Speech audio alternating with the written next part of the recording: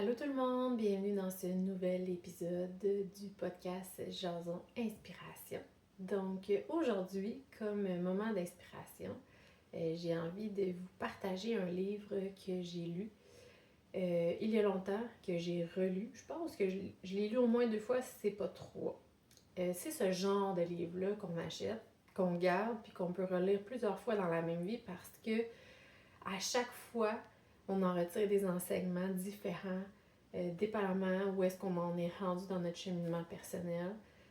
Donc, c'est ce genre de livre-là que je pense que si j'avais un livre à apporter avec moi, si je m'en allais sur une île déserte, ou si j'avais un livre que je pouvais vraiment vous recommander de lire, c'est celui-là.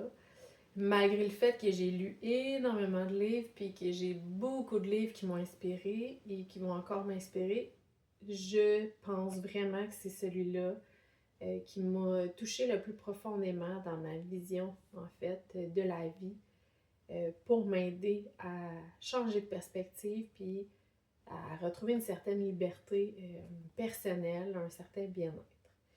Et en plus, ça fait un lien avec la dernière épisode là, où je parlais du choix des mots, des phrases qu'on se dit, des croyances.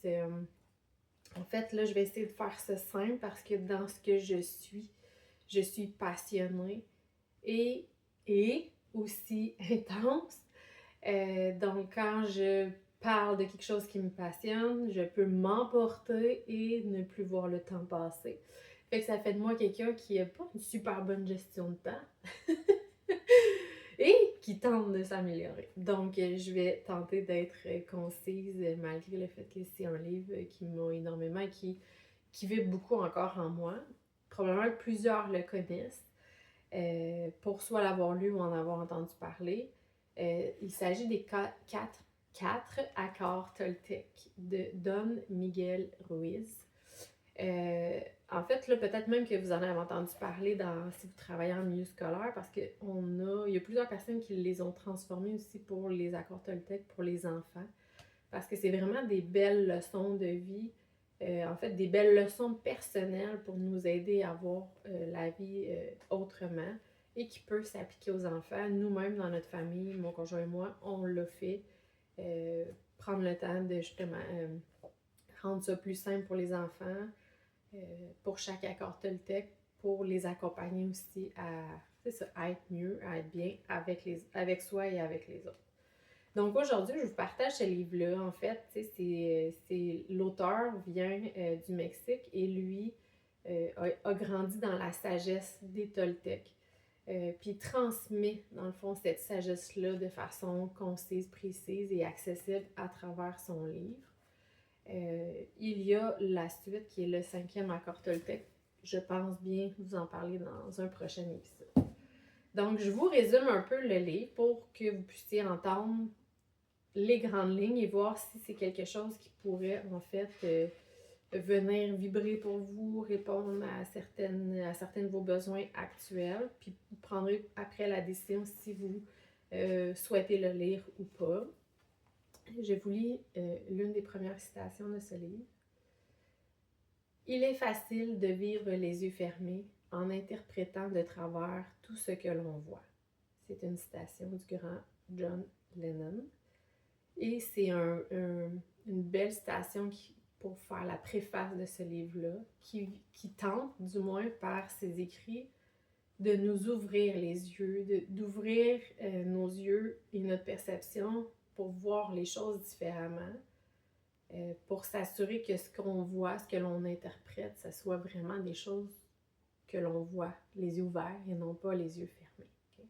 On pourrait, si on était poétique et philosophe, dire on ouvre les yeux de notre cœur pour voir les choses différemment plutôt que laisser les yeux de notre mental, par exemple, voir ce qui se passe autour de nous, les yeux de notre ego. On laisse les yeux de notre ego de côté pour ouvrir les yeux de notre cœur. En gros, en tout cas, moi, c'est comme ça que je l'interprète. Et puis, je m'étais mis des petits... pour retrouver les accords. Fait que le premier accord... en fait, avant même le premier accord, il y a un chapitre qui parle c'est un peu les conditionnements. Là. Lui, il appelle pas ça comme ça, mais moi, c'est comme ça que je l'ai compris et je l'interprète. Puis on en a parlé un peu dans le dernier épisode aussi. Des fois, on a des croyances qui sont avec nous, mais qu'on n'en prend pas conscience. Fait que des fois, justement, c'est de prendre conscience de ces croyances-là, ces pensées-là qui nous suivent des fois depuis longtemps, qui nous ont été données ou partagées ou un peu imposées quand on était jeune, quand on était enfant, que ce soit par le milieu scolaire, que ce soit par notre famille, par peu importe qui nous entouraient, qui nous ont comme transmis des choses avec certainement une bonne intention, mais que finalement, ces affaires-là, ces croyances-là, ces pensées-là, ben peut-être qu'ils collent pas tant à nous, tu sais. Mais c'est un peu ça qui explique au début comment, dans le fond, on se conditionne un peu avec tout ce qu'on reçoit autour de nous pour se créer qui on est. Puis qu'à un moment donné, on a peut-être envie de faire le tri dans tout ça, le ménage, puis garder juste qu'est-ce qui résonne vraiment pour nous, puis laisser aller le reste. Puis après ça, le premier accord Toltec s'appelle que votre parole soit impeccable. Fait que ça, c'est le premier des 4 accords. En gros, ce que ça veut dire, c'est vraiment de porter attention, encore une fois, aux mots qu'on utilise, aux pensées qu'on émet en être conscient. Parce que ces paroles-là peuvent avoir un impact plus grand que ce qu'on pense, puis ça revient encore à ce qu'on a discuté la dernière fois, puis j'avais même pas fait le lien à quel point le dernier épisode est très, très, très aligné avec le premier accord Toltec. Ce qui est quand même le fun, je trouve, c'est comme si ça, moi, en tout cas, ça me démontre que cet accord-là, il est quand même bien intégré en moi si j'en parle sans trop faire le lien avec le fait que je l'ai probablement lu pour la première fois il y a longtemps dans ce livre-là. Mais que votre parole soit impeccable, ça veut dire vraiment de porter attention aux paroles qu'on a envers nous-mêmes puis envers les autres. Parce que l'impact de ces paroles-là viennent influencer pas beaucoup de choses dans ce qu'on est, viennent influencer nos actions, nos pensées, nos émotions. Fait que plus c'est aligné avec notre cœur, par exemple, plus c'est aligné avec notre authenticité, plus c'est des paroles qui vont nous aider à se mettre en action, qui vont être utiles pour nous, qui vont être utiles pour les autres, ben plus on pourrait les classer, même si je dis pas que classer c'est pas bon, mais je pense que de classer tout dans des catégories nous permet, pour certaines choses, ça vient aider parce que ça nous donne des repères, mais je pense qu'il faut faire attention à ne pas tout classer puis à venir, comme on parlait la dernière fois, nuancer pour que les choses viennent vivre ensemble, viennent cohabiter et coexister. Mais je pense vraiment que c'est ça, ces paroles-là qu'on a peuvent venir influencer comment on se sent, l'état dans lequel on est et peut rayonner aussi sur les autres. Fait que là, je fais vraiment des résumés. Puis ça fait quand même un petit bout, je l'ai lu, là, même si je l'ai lu 2-3 fois. Là. Fait que là, je fais des résumés dans mon interprétation, mais peut-être que vous allez lire, puis vous, c'est pas du tout ça que ça va résonner. Là. Fait que je vous encourage, dans le fond, vraiment à aller le lire vous-même.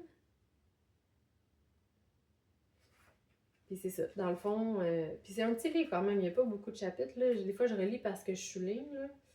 Mais c'est ça, c'est vraiment de prendre le temps de s'écouter parler puis de s'assurer que ce qu'on dit c'est aligné puis que ça fait le bien. En fait, c'est que c'est aussi ça, c'est que quand on a une parole, quand on dit quelque chose, d'essayer le plus possible que ce qu'on va dire ou ce qu'on va penser, ben ça va nous faire du bien à nous ou ça va faire du bien aux autres.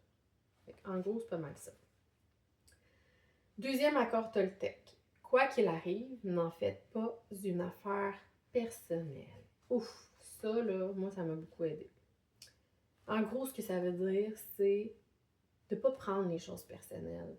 Ça, c'est pas évident, vraiment pas là, au quotidien. Parce que justement, certaines personnes peuvent avoir des paroles qui sont loin d'être impeccables et qui sont très dirigées vers, par exemple, vous ou moi ou d'autres personnes. Puis là, de ne pas le prendre personnel, ça veut dire de voir plus loin que ce que la personne est en train de dire. Que si, on prend un exemple concret, quelqu'un à votre travail vous dit que vous êtes le pire collègue du monde, puis que ce que vous faites, ça n'a pas de bon sens, puis que vous êtes irrespectueux, que vous n'êtes pas à bonne place, puis que blablabla. Bla, bla, bla. Bon. Vous pourriez très bien prendre tout ça personnel, puis je pense que ça serait sûrement avec raison, mais pour vous sentir bien avec vous-même, c'est un peu ça dans le fond dans le livre, c'est vraiment de se ramener à notre bien-être, c'est de voir que derrière ces paroles-là, il y a sûrement une personne qui souffre, il y a sûrement une personne qui est blessée et qui, pour extérioriser cette souffrance-là, ces blessures-là, a utilisé des paroles blessantes à votre égard, puis que ce bout-là, ça lui appartient à elle. Fait que c'est un peu ça de ne pas prendre les choses personnelles, c'est d'entendre ce que la personne nous dit, puis clairement que ça génère un état inconfortable, un état émotif, mais de ne pas le prendre personnel parce que quand on le prend personnel, qu'est-ce qu'on fait? C'est que là, on veut répliquer, on veut justifier, on veut se défendre. Fait que quand on prend les choses personnelles, on embarque dans l'espèce de jeu, c'est pas un jeu, là, mais l'espèce d'énergie là, qui est en train de s'installer, qui est pas nécessairement agréable. Et là, on fait juste contribuer, puis là, notre parole peut, à ce moment-là, nous aussi, ne plus être impeccable quand on embarque dans cette espèce d'échange de dialogue. C'est ça que je cherchais. C'est comme une espèce de dialogue qui se met en branle. Tandis que si on est capable de prendre ce pas de recul-là, puis de ne pas le prendre personnel, puis de voir que la personne, ce qu'elle exprime, en fait, c'est, oui, probablement son désaccord, oui, ses perceptions qu'elle a envers vous, mais de lui laisser ça, et de pouvoir ensuite ouvrir le dialogue différemment. OK, j'entends que j'ai fait des choses qui t'ont dérangé. Qu'est-ce que je pourrais faire différemment la prochaine fois? Ou tu sais, là je vous dis ça comme c'est super facile à faire, mais je vous dis c'est un gros défi, mais quand on arrive à certains moments à le faire, prendre ce pas de recul-là, quand il y a quelqu'un justement qui est dans le débordement émotif sur nous, puis qu'on voit que c'est pas personnel à nous, mais que c'est vraiment sa façon, elle, d'extérioriser tout ce qu'elle vit, c'est vraiment moins confrontant, puis c'est vraiment moins envahissant au niveau émotionnel. Mais c'est un grand défi, je vous l'accorde. Donc ça, c'est le deuxième accord Toltec.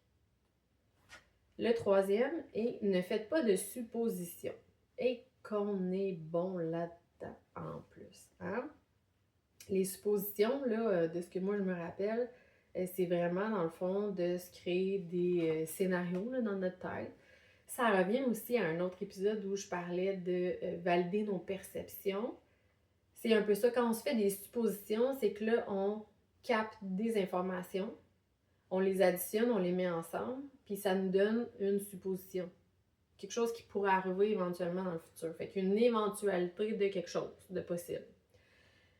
Mais quand on fait ça, souvent, c'est que ça peut aussi ressembler beaucoup à de l'anxiété. C'est pas nécessairement de l'anxiété, mais quand on est anxieux ou qu'on se crée comme un scénario qui génère du stress, ben ça, c'est de l'anxiété. Fait que d'anticiper quelque chose par rapport à un scénario qu'on a fait, ben c'est un peu entrer aussi dans de la supposition. Tandis que quand on fait ça de ne faites pas de supposition, mais ça veut dire, en gros, validez vos perceptions. S'il y a quelque chose que vous avez perçu, quelque chose que vous avez vu, puis que vous avez le goût de vous créer une histoire, bien, peut-être qu'avant que cette histoire-là se construise, puis devienne une conclusion, puis génère des émotions, mais peut-être que vous êtes mieux d'aller le valider avec la personne.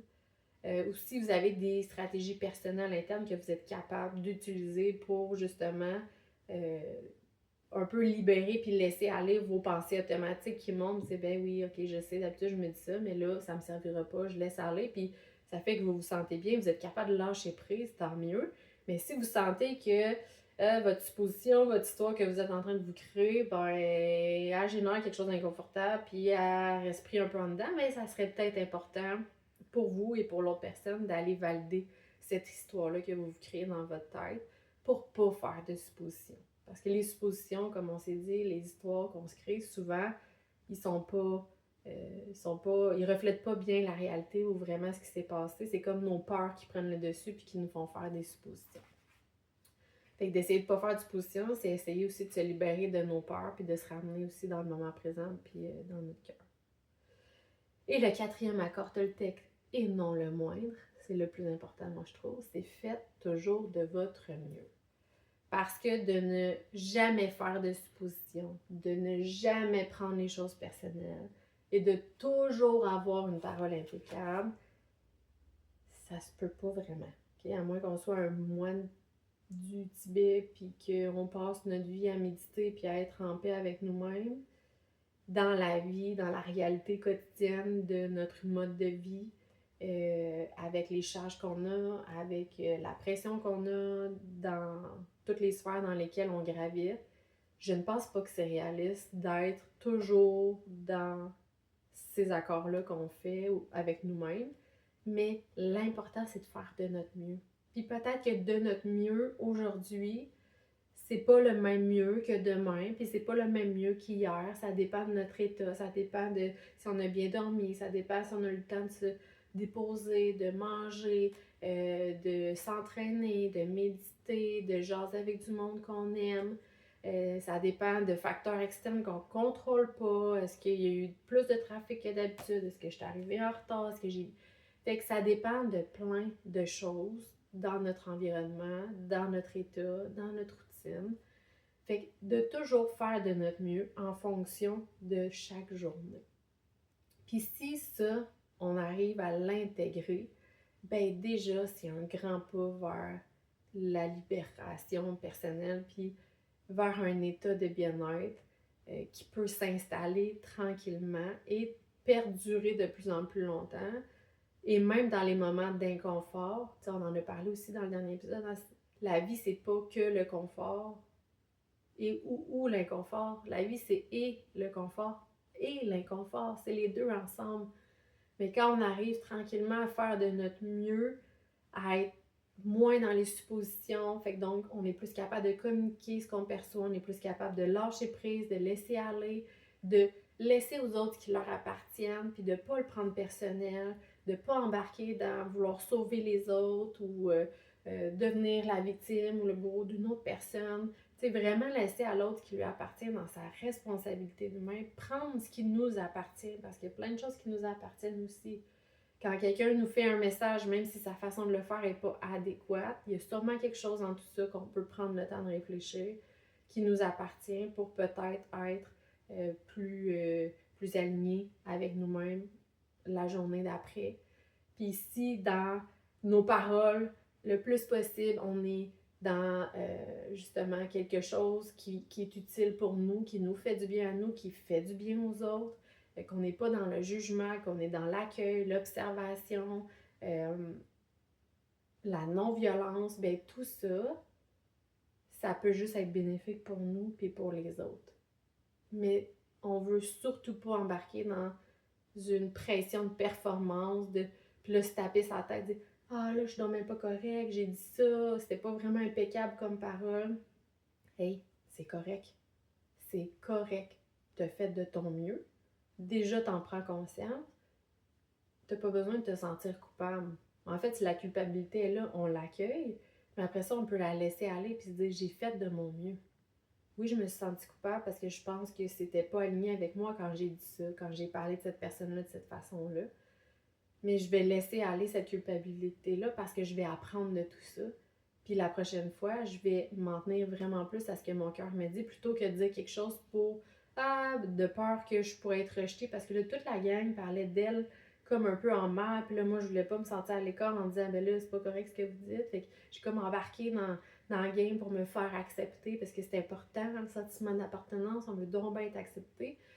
Mais je me sentais finalement pas alignée avec ce que j'étais. Fait qu'après ça, j'ai des choix que je peux faire. La prochaine fois que ça se produit, je peux ne rien dire. Je peux quitter. Je peux nommer que je suis pas d'accord avec ce que les gens disent. Je peux choisir de plus être avec ces personnes-là parce que ça arrive plusieurs fois qu'ils font ce genre de commentaires-là. Puis moi, ben, c'est peut-être pas aligné avec ce que j'ai envie d'être. Fait que bref, tout ça pour dire de faire de son mieux, c'est de pas se taper sa tête, de pas se mettre la pression de donc être parfait. C'est vraiment juste de cheminer tranquillement vers la version de nous qu'on a envie d'être, d'incarner, puis de se permettre d'être dans l'inconfort, des fois de se permettre d'être justement dans des enjeux qui sont peut-être pas ce qu'on voudrait incarner pleinement, mais d'apprendre de tout ça, de l'accepter, et de se dire, ben j'ai fait de mon mieux. Demain, si je suis capable de faire encore mieux, ben ça sera mieux, dépendamment de comment je me sens, puis de ce qui arrivera dans ma journée. Fait que c'était les 4 accords. C'est vraiment un beau livre. C'est quand même un petit livre. C'est pas un livre, je pense, qu'il faut lire en accéléré, un chapitre à la fois, un accord à la fois, partir avec ce qu'on a lu, ce qui a résonné en nous, puis voir comment on peut l'appliquer dans notre quotidien. Je pense que c'est la meilleure façon de pas juste avoir des savoirs, des connaissances au niveau de notre mental, intellect, mais vraiment d'avoir, oui, des nouvelles connaissances, mais de les expérimenter dans le concret, dans nos actions, pour que ça fasse sens avec nous, puis qu'on soit capable de voir l'impact que ça peut avoir sur notre quotidien, notre bien-être, notre état. Fait que c'est vraiment un petit livre à déguster, une page à la fois, tranquillement, et à amener avec nous au quotidien, à relire à intervalles X, peu importe comment vous le sentez. Quand vous sentez, moi je l'ai senti, quand j'ai eu besoin de le relire, c'est que je sentais que c'était moins, ça faisait moins partie de mon quotidien, dans l'environnement dans lequel je travaillais. Puis je me suis dit, qu'est-ce qui me ferait du bien en ce moment? Ah, relire mes accords Toltec. Puis je l'ai relu, puis ça a résonné différemment, puis j'ai pu réintégrer d'autres apprentissages dans mon quotidien en les expérimentant. Donc voilà mon petit moment d'inspiration aujourd'hui. J'espère que ça vous aura inspiré à lire ce beau livre-là qui est tellement enrichissant puis vibrant. Et puis, comme toujours, n'hésitez pas à m'écrire, à commenter. Ça me fait toujours un grand plaisir de vous parler. Oh, je vous dis, le soleil est tellement beau derrière. C'est beau. Donc voilà. Merci. À la prochaine.